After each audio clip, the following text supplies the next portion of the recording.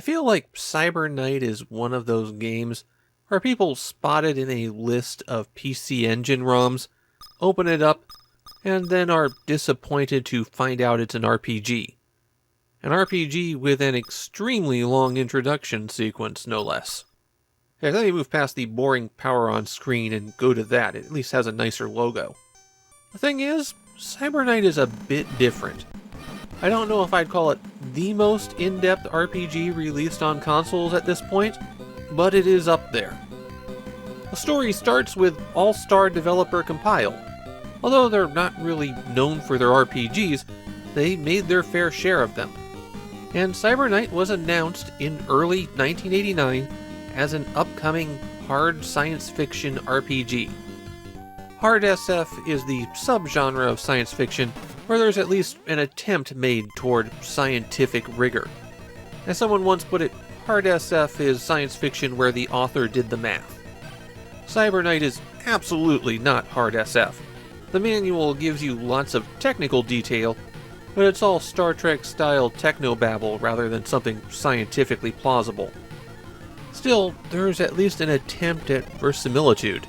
That's more than you can say for most RPG settings. After the development of Cyber Knight was announced, the world of the game was explored in a serialized novel. That novel was written by Yamamoto Hiroshi, who was a big-name fan in Japan. His writings haven't gotten a lot of attention outside of the country, but if you're watching this video, you're probably still a bit familiar with him, because he was the person playing the elf Deedlit in the original pen and paper Lodos RPG that became a media franchise. After Cyber Knight's release, Yamamoto would write an additional sequel novel, and that seems to be where the story stopped. Yamamoto also created a card game based on Cyber Knight.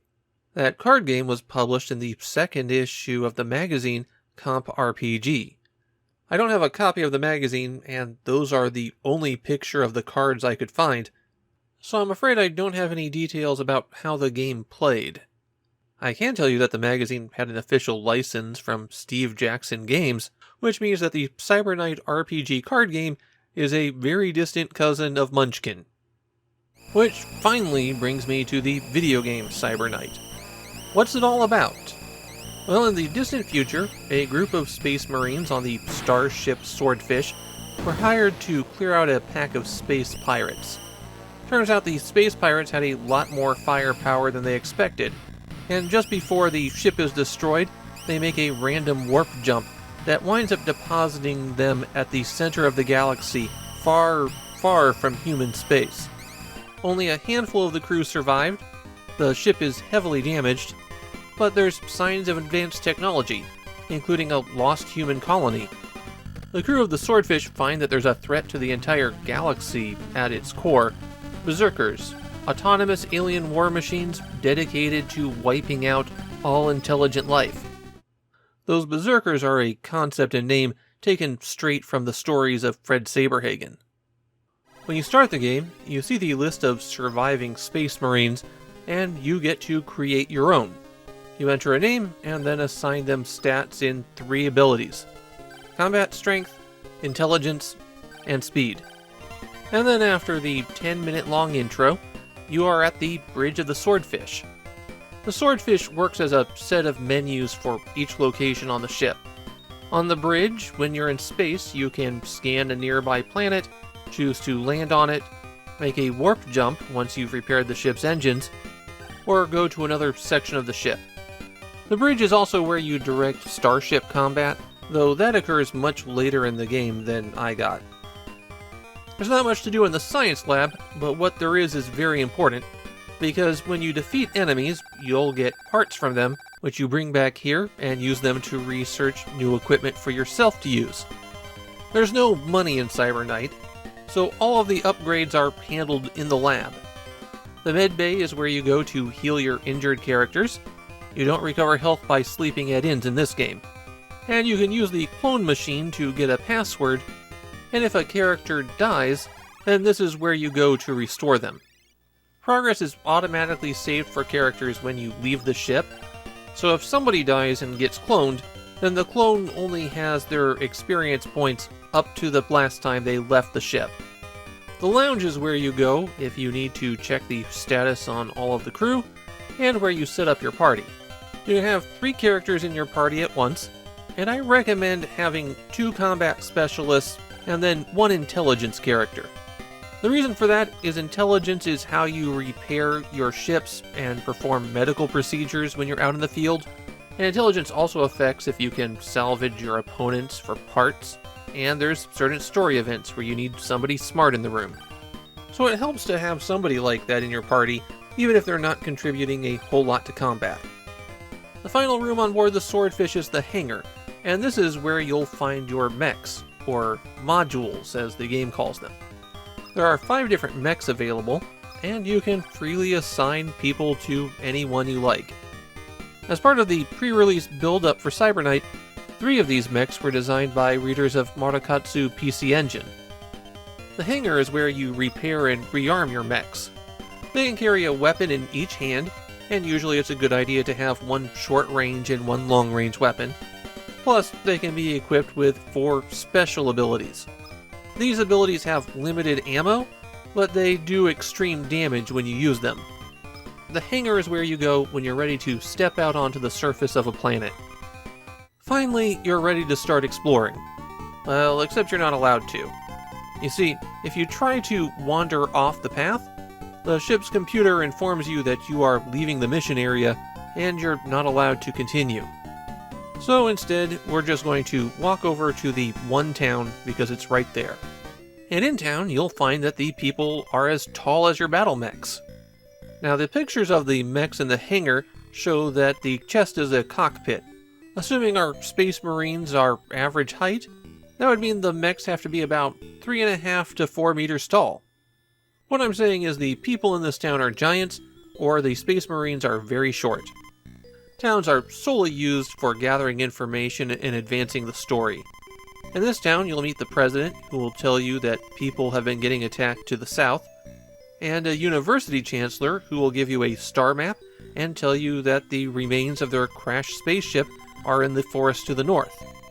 Since the crashed spaceship likely has parts that you can use to repair the Swordfish, that's your first destination. While you're roaming around outside of town, you'll have random encounters, and these will take you to a tactical map. The map is a 6x6 grid, and on every turn you decide where you're going to move, and then who you're going to attack. All moves, for both you and the enemy, are then played out in an order based on each unit's speed stat. You select option if you want to use the special weapons on your mechs, and when you do this, you can choose to fire any amount of that weapon's ammunition in one burst. Firing everything all at once is a good way to take down bosses extremely quickly. When an enemy is only 1 square away from you, including the diagonals, you have to use melee attacks. Since all of the option attacks are ranged, this can prevent you from firing those. When your units take damage, it's divided up between your LP and EP. LP are life points and represent the health of the pilot, while EP are energy points and that represents damage to the mech. If the mech runs out of EP, then it can still be repaired after the battle. But if a character runs out of LP, then you have to return to the ship and have them cloned. Repairs and healing are handled by pressing the start button to bring up the menu, and then you select those options and the person who will administrate it. There are medical kits and repair kits that are a consumable item. You can carry 10 at a time of each, and if you use them up, then you'll have to return to the ship. And speaking of returning to the ship, that is one of the ways that you earn experience points. Characters earn experience in 4 different fields: combat, science, medicine, and engineering. These increase as you perform tasks related to that, or as you progress through the story. Also, some characters will acquire more experience in their fields than others. So if you take the doctor out to help you, she'll get a lot more experience for using those medical kits than the soldier would.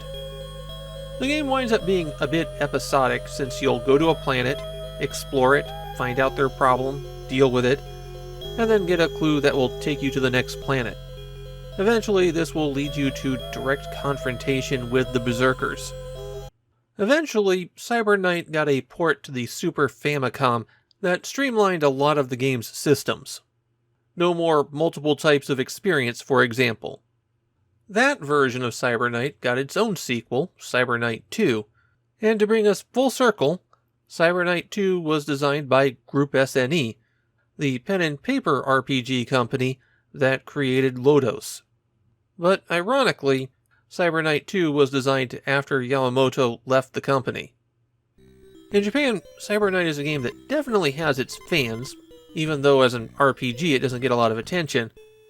I also found people who said that they thought the game was too confusing and complicated.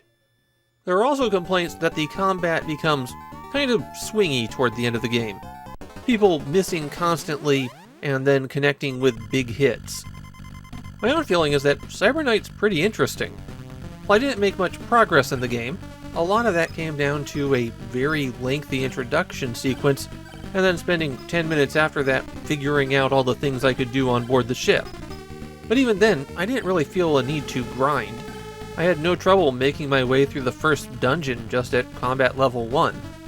There's a lot of neat systems at play in Cyber Knight, and I think they give the gameplay more depth than you see in a lot of RPGs of the era. Cyber Knight is pretty cool. I think this one's worth checking out.